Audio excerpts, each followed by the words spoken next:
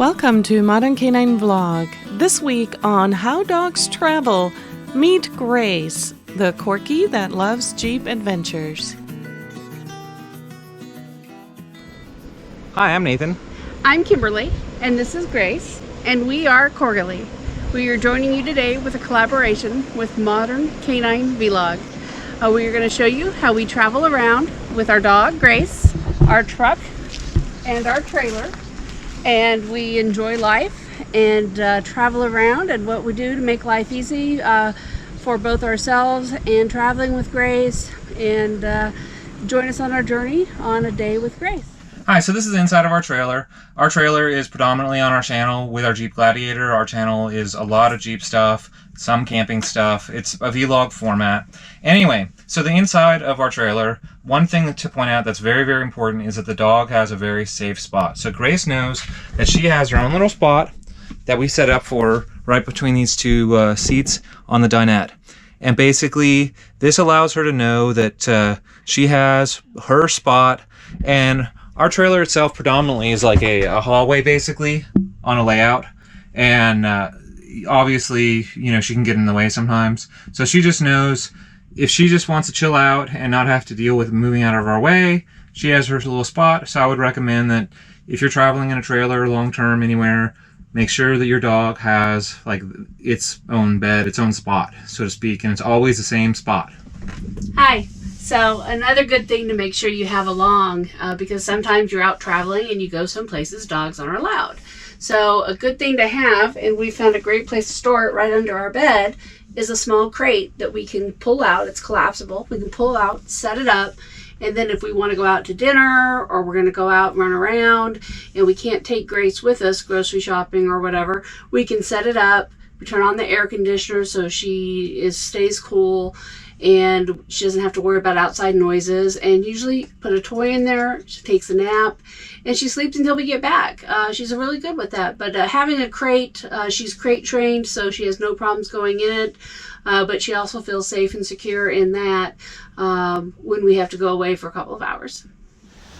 Hey YouTube, so the Corgi pet mat, or pet hammock, so to speak, is the #1 thing that we use the most. So all dogs, or most dogs at least, it seems like to ride in cars, and we don't want to have her like paws like all over the actual back of the truck, because you know she's always dirty and such.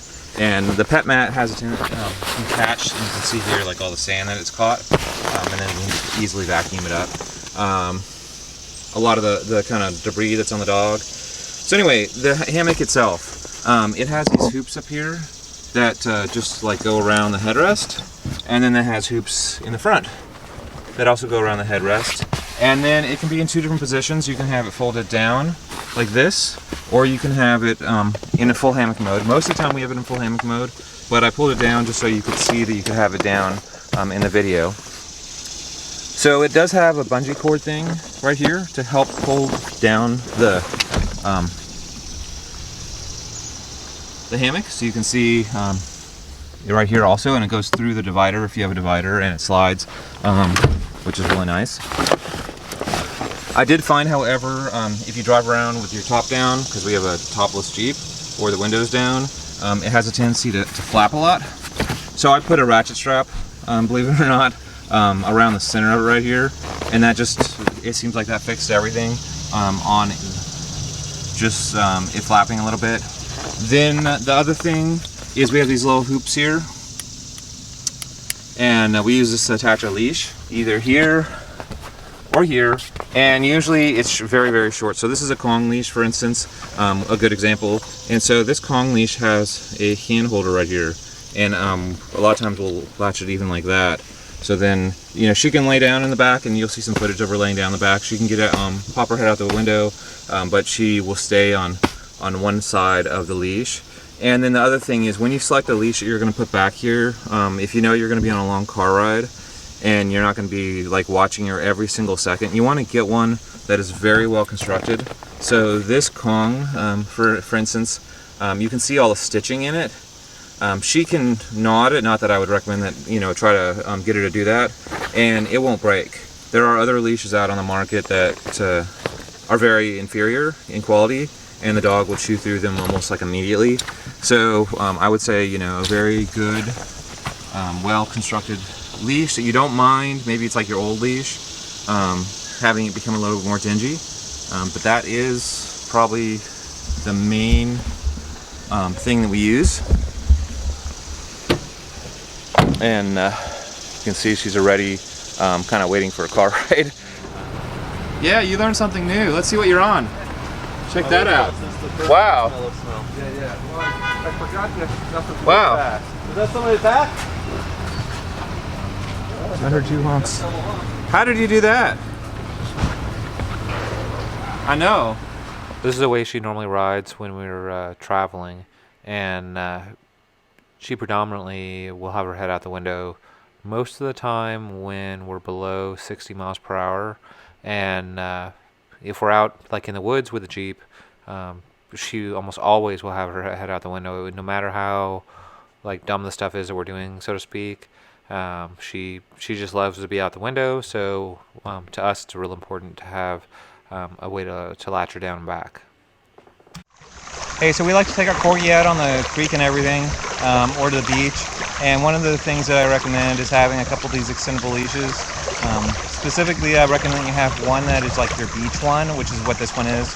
That you don't mind getting sand in it, you don't mind it getting wet, you don't mind it getting, you know, rusty on the inside potentially.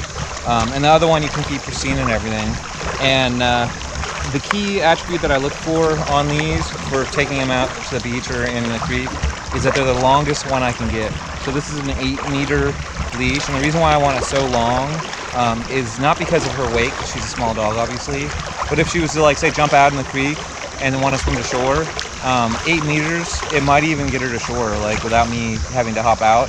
So I can basically hop out and be very slow about getting to shore, and she can get to shore very, like, safely. So I always go for, like, extra long when we have the dog out here in the creek, or like a beach setting. And this is the same one that we had in Virginia Beach, if you saw that video. Okay, so this is outside of our trailer, and I have a couple of tips out here on things that seem like they help out, and they work for us a lot. First, like a high heavy-duty tether. This is a cable tether. It's meant for like a very large dog, but it's the shorter one. That is extremely helpful to have, because I know that she won't escape. Obviously, and most campgrounds want you to leave her attached to something. And I'll wrap it around the tires multiple times, or, you know, attach it to the bumper. But the key thing is to make sure that you attach it somewhere where the dog won't get out on the road, or they won't get too far away, they won't get too close to the fire pit or the barbecue if you're barbecuing. So, like, that's something that seems very important to us. Then another tip and trick for you is a dog. Obviously, you take her out in the creek, you get her out in the mud, you play with her. Everything is kind of cool about that.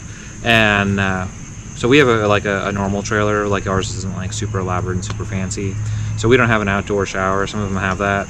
So what we do have, and this is going to seem kind of silly, you know, go to Home Depot or Lowe's or whatever, just go get a hose, and this is one of those like super easy collapsible hoses, and a nozzle, and they make a little splitter thing. You can put it on your trailer at the water attachment, and then now you have your outdoor shower that was just, I don't know, $10 or $20 or something, and very inexpensive.